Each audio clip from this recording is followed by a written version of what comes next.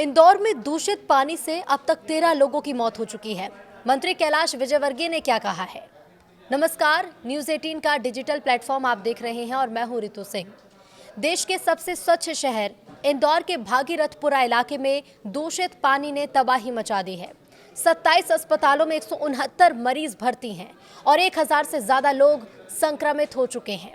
News 18 की ground report में दिल दहला देने वाली तस्वीरें सामने आई। साफ शहर की चमक के पीछे छिपी ये कड़वी सच्चाई सिस्टम पर गंभीर सवाल खड़े करती है। देश के सबसे स्वच्छ शहर के भागीरथपुरा में दूषित पानी पीने से 169 मरीज 27 अस्पतालों में भर्ती हैं। 1000 से ज्यादा लोग अब तक इससे बीमार हो चुके हैं। लगातार भागीरथपुरा से मरीज सामने आ रहे हैं। परिजनों के बयानों के आधार पर जो मरने वाले लोग हैं उनकी संख्या 13 तक पहुंच चुकी है। दूषित पानी की वजह से हो रही मौत के बीच भागीरथपुरा में हाहाकार मचा हुआ है। न्यूज़ 18 की टीम उस गली में पहुंची जो सबसे ज्यादा प्रभावित है। लोगों का कहना है कि आज भी यहाँ पानी आया लेकिन हमने भरा नहीं। करीब 6 महीने से गंदे पानी को लेकर शिकायत कर रहे हैं। इसी गली में रहने वाली सीमा प्रजापति के अस्पताल ले जाते वक्त मौत हुई थी। लोगों ने बताया कि उल्टी दस्त की वजह से वो बीमार हुई थी। सीमा प्रजापति का परिवार बहुत दुखी है। उन्हें समझ ही नहीं आ रहा कि अचानक क्या से क्या हो गया। भागीरथपुरा की गलियों से रोने की आवाजें। गली में घर के बाहर बैठे एक बुजुर्ग अम्मा मिली जिनकी आंखों में आंसू थे, हाथ में दवाई थी। उन्होंने कहा कि 25 साल का बेटा बीमार है लेकिन मजबूरी में कमाने गया है क्योंकि मुझे उल्टी दस्त हो रही है। हम रोज़ कमाते हैं, रोज़ खाते हैं, दवाइयाँ तो मिल गईं, शाम को लेकिन क्या खाएं। और बस इतना बोलते ही वो बुजुर्ग महिला रोने लगी। उसने कहा कि हमें पानी पीने से डर लगने लगा है। हमारी गलती क्या थी? हमने तो सिर्फ पानी पिया था। गलियों से दर्द की अलग अलग तस्वीरें सामने आ रही हैं। किसी की आंखों में आंसू हैं, किसी की आंखों में खोने का गम है तो कोई घर पर अकेला है। एक गली में 2 मासूम बच्चे मिले जिनका नाम गुरुतम पंथी 10 साल और अवनी पंथी जिसकी उम्र 8 साल थी। तीसरी कक्षा में बच्ची पढ़ती है और घर के बाहर दोनों मासूम बच्चे बैठे हुए थे। अवनी रो रही थी और उसके रोने की आवाज़ सुनकर जब हमारी टीम भी रुकी तो अवनी ने कहा कि माँ बीमार है, माँ को उल्टी दस्त हो रहे हैं, माँ अस्पताल गई है। पिता भूपेंद्र दोनों मौसी लीला और विद्या को लेकर अस्पताल गए हैं क्योंकि दोनों मौसी भी उल्टी दस्त की वजह से बीमार है। घर पर ये 2 बच्चे अकेले थे जिन्होंने कहा कि हमें डर लग रहा है, माँ की याद आ रही है। सिर्फ ये एक नहीं बल्कि ऐसी कई तस्वीरें हैं जो भागीरथपुरा के लोगों के दर्द और उनकी पीड़ा को बयां करती हैं। बताया जा रहा है कि इलाके में लंबे समय से सप्लाई हो रहे दूषित पानी के कारण लोगों की तबीयत बिगड़ना शुरू हुई।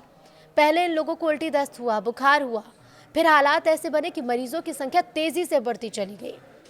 अस्पतालों में बेड कम पड़ने लगे और परिजन अपने बच्चों और बुजुर्गों को गोद में उठाकर इलाज के लिए भटकते भी नजर आए हैं। इसी बीच इस पूरे मामले की कवरेज के दौरान एक नया विवाद खड़ा हो गया। पत्रकारों के सवाल पर कथित तौर पर अपशब्द कहने के आरोप के बाद नगरीय प्रशासन मंत्री कैलाश विजयवर्गीय ने इस पर सफाई दी है। 200 लोग हॉस्पिटलाइज हो गए, करीब 198 जी। अभी डेंजर जोन में कोई भी नहीं है। एक वेंटिलेटर पे है, बाकी वो भी ठीक है। हमारी कोशिश है कि लोगों की जान बचाना।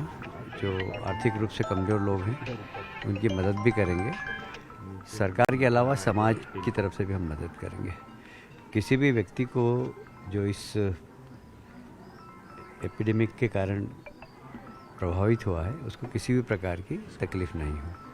आज हमने उनकी भी सूची बना ली है जिन्होंने हॉस्पिटल के अंदर इलाज कराया और पेमेंट किया है। उनके भी हम सूची बना के उनको भी चेक हम आज शाम तक या कल सुबह तक बांट देंगे। डेट को लेकर क्या है? क्योंकि बहुत देखिए ऐसा है, हाँ ऐसा है कि आधिकारिक रूप से जो मुझे जानकारी अधिकारियों ने दी है वो 4 दी है एपिडेमिक के कारण, पर यहाँ पर 9 की जानकारी आई है।